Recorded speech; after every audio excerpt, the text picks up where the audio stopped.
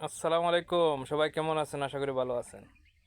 দেখেন, একটা মেয়ে ক্লাস 5-এ পড়ে, সে নাকি আবার টিকটকার, আবার যার সাথে পালিয়ে গেছে সেও নাকি আবার টিকটকার। হায় রে বাংলাদেশ, আর কত কিছু দেখতে হবে আমাদের।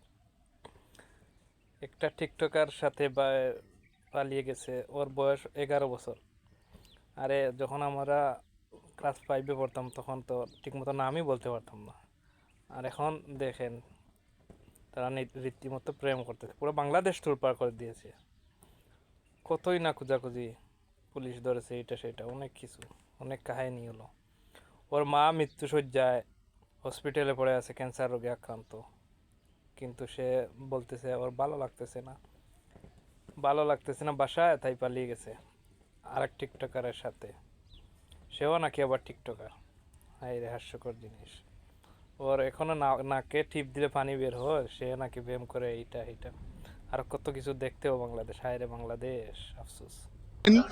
আহ, হচ্ছে যে টিকটকার এবং একই সাথে সুবাও টিকটকার। তারা টিকটকের সূত্র ধরেই তারা একে অপরকে চিনে এবং সেভাবেই কিন্তু দুজনেই টিকটকার।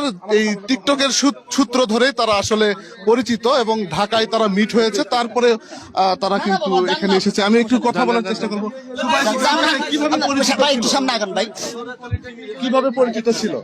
টিকটকে হ্যাঁ, টিকটকে এবং কিভাবে এখানে আসলেন? ভাই কিভাবে এখানে আসলেন?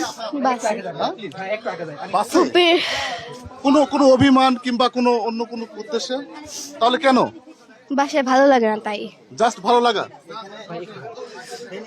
আপনারা দেখছেন যে আসলে সুবাছে নিজেই বলছে যে সে এখানে এসেছেন, বাসে করে এসেছেন এবং মমিনের সাথে এসেছেন। এবং মমিনের প্রথমে আজকের ভোর রাতে নওগাঁ শহরের আরজি নওগাঁ মমিনের বাসায় উঠেছিল তারা এবং সেখানে